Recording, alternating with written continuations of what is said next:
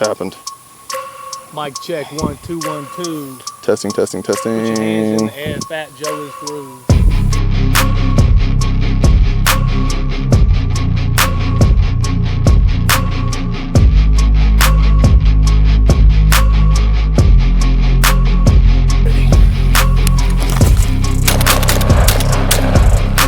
Oh.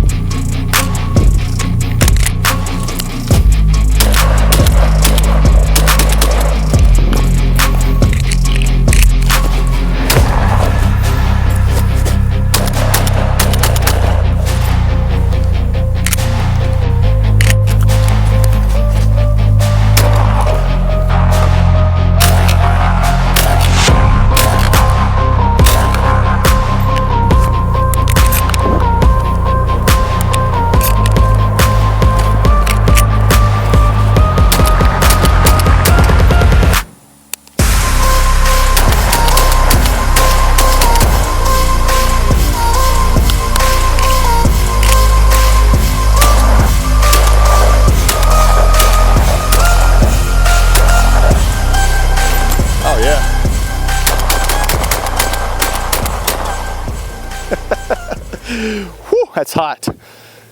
And action. Hey, what's up guys? Welcome back to the channel.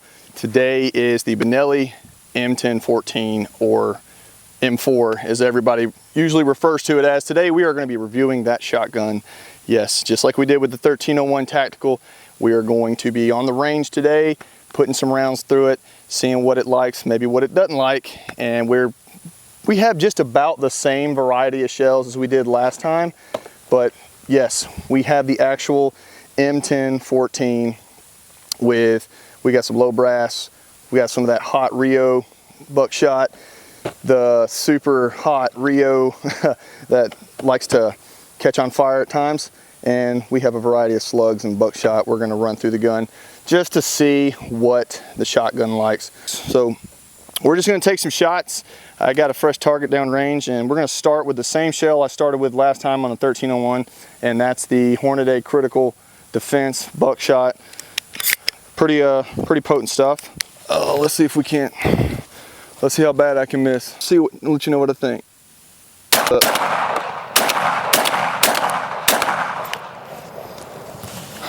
So quite a bit of recoil, or quite a bit of the muzzle's rising up a little bit on me. I've seen other people report that they had more felt recoil with the Beretta, and the Benelli seemed to be a little bit more manageable. I don't know, still early on. I don't have we're gonna do the side-by-side comparisons, and we'll determine that later, but that did feel, I did have to come back down on target a little bit, but I do have some pretty decent shot inside the white of the Q target. So I'm not too mad at that. It's not too bad. Let's load up with something else and see what we can do. All right guys, so you saw how the buckshot did, the Hornady buck. Now we're gonna go into the slugs, just like we did last time. The Federal, the 438 grain LE Federal Tactical slugs, and they are moving at 1,300 feet per second.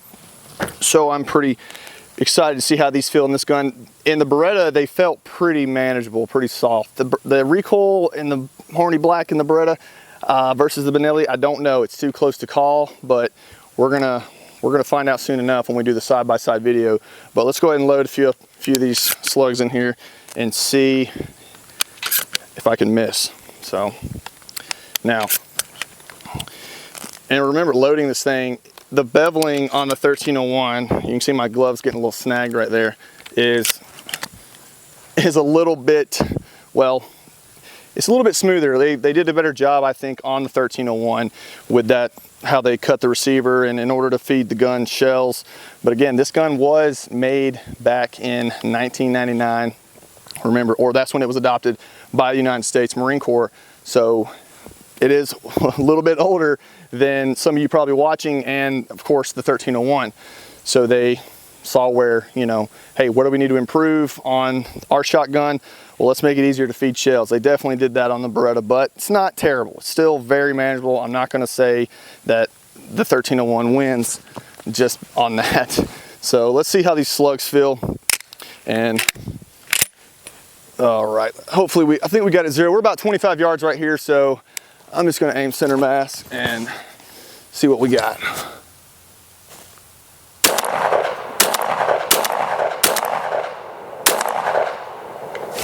Oh yeah, I will say, I had to slow down a little bit when I was going. When I got to firing a couple shots, those first two felt pretty good, and that third one, I feel like I threw it a little low, so I had to come back in the center target, but still very manageable. Not a lot of recoil. Those are very soft shooting shells, and it worked. So, and the dot's on for the most part. All right, let's see what else we got on the table to load up. How about, let's try these hot Rios. These things were pretty stinking hot last time we shot it through the Beretta. So, interested to see what we are gonna get. My gloves coming apart there. Been shooting a lot with these. So, let's just go ahead and shoot them all up. All right, now remember the manual of arms on the Benelli, go ahead and touch on that, versus the Beretta where your shell release button's here. And on both the Beretta and the Benelli, and Franke's and Stoeger's, you cannot load just by pulling the charging handle back like you could your Remington 1100s or many other shotguns out there where they would just automatically feel into the carrier. You do have to hit the carrier release button or the shell release button right there. It sends one down the carrier, and then you can go ahead and make it condition 1, or we'll load one up in the chamber. I'm gonna put my eyes on, safety first. So we're about 25 yards and see how these Rios print on this target. So we saw how or maybe we didn't. I don't know if the camera picked it up earlier, but let's see what these Rios can do at about 25.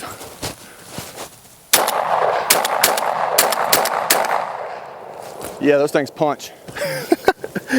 Those punch. And I was coming up a little bit around the left and right shoulder, going fast. I had to slow it down a little bit. I might move in a little bit closer actually, just to see on these next ones. Let's go ahead and try let's do the Federal, these Federal buckshot, and see how they work. So get this loaded up, and we'll move in on downrange and see just how fast we can run the gun. Let's go. All right, guys, so we moved down a little bit closer, around 10 or 15 yard line. So I'm just gonna dump this thing as fast as I can, and not only see if I can outrun the trigger, but if I can just keep them all kind of tight inside that target, because those Rios at 25, or it's probably more of a 28 yard line, they were, I was going high with them. So those but again, those have a lot of felt recoil. So I'm interested to see how the Federals are gonna do. And well, let's go ahead and get ready. Whoa, those do not kick as hard as the Rios, but have a little bit of a punch. All right, guys, so I'm going to be shooting these super light, kind of old Estate 2 3/4 1 ounce load, 8-shot. This is about as weak as I think I have, and I don't think these are about I think they were on par with those Federal top guns I had last time, but I ran out. Thought I had more, but I ran out. So I did find these, and we're gonna see how well they perform or not. So, all right. And I'm going to try and demonstrate a speed reload. I got one shell right here. And again, I don't have the S-Tac Kiwi on this one, or the S-Tac shot card on this side, but you can run them on your kit, which is cool. Pull the placard off and it just sticks right on your Velcro. So I'm gonna try and see if I can't look too silly doing a speed reload if I can get all these to cycle. So let's see. All right.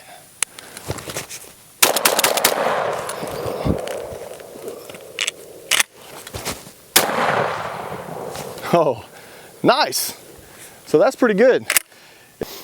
All right, so you saw that the Estate 1 ounce, super light, very old shot shells worked just fine. Very pleasant, little to no recoil. I do have to go down there and fix the target up a little bit, but yeah, those work well. I'm actually very impressed. I've heard people report that, or seen where these guns might choke up with super low power birdshot. And yeah, I mean, if it did, it's not a big deal, because again, these shotguns were designed around, you know, for combat loads, military, you know, law enforcement, buck and slug.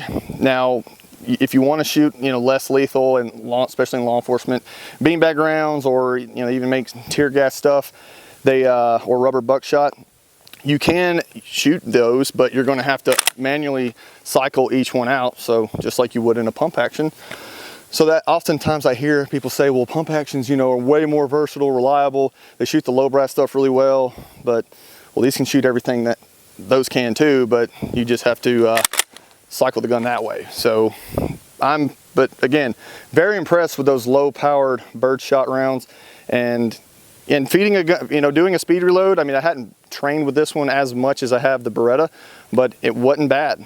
And so, yeah, pretty impressed so far. Let's go see what else we haven't shot and fix the target up a little bit. Keep going, I'm having too much fun. All right, guys, so now I'm gonna do we're gonna drill, and I'm gonna do more drills. I really didn't want to do a lot on these first couple videos, just testing them with various loads and stuff. We're gonna try to get a little fancier in the third video, where they have actual showdown between the 1301 and the M4. But I'm just gonna do a 2 to the chest, 1 to the head, or Mozambique, failure to stop, whatever you want to call it. And then I'm gonna try to do another speed reload, just to get another rep in on that. And my glasses are fogging up pretty good, so this will be interesting. It is hot, muggy, July in Alabama. So, all right. So again, I'm gonna go ahead and load, make ready. And I got 3 slugs, and I got some Rio, just bird shot on my chest, just to finish it off. And let's just see how bad I can miss. So 2 in the chest, 1 in the head. Let's go. Beep. Ah, and neck, good enough. And I didn't do a speed reload. Slowest speed reload ever. But man, I am kind of dehydrated. So yeah, those slugs are very tame. I will say the Rios kick a lot harder than the slugs do. It's interesting. And again, these Rio shells packed with powder. It's crazy. I don't know what they're doing over there in Rio. It's kind of insane. So now let's see, 7, 8, 9. Let's go ahead and just prove that this is a real M4 and demonstrate the carrier load feature. 1, 2, 3, 4, 5, 6, 7. Now let's see if I can screw this up. All right. I'll do that for the So again, not a fast, I mean, I guess you could train and get fast with that, but 9 shells, no problem. And just like on the 1301, I've seen videos where people struggled with the 1301 or just didn't attempt it at all, and some said that you couldn't ghost load them, but both can be ghost loaded, and I cannot ghost load either one of them quickly. So these are super hot Rios. Let's see if we can get a light show going for you, and let's just see how fast I can dump these rounds, maybe outrun the trigger. Eyes on. All right, eyes and ears. All right, beep.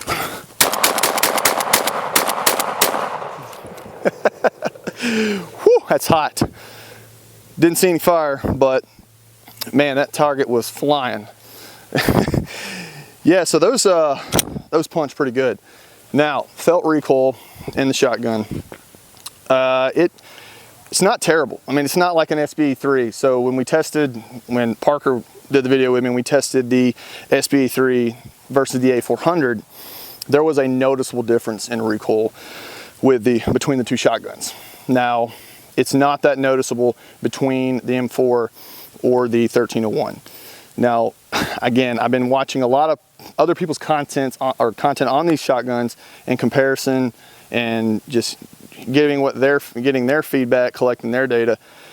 And I'm hearing more people say, I would say more people lean towards the 1301 being I guess having more muzzle rise. That the fact that it cycles faster, it doesn't do you any good, because the muzzle's going to rise and you got to come back down on target and reacquire your target.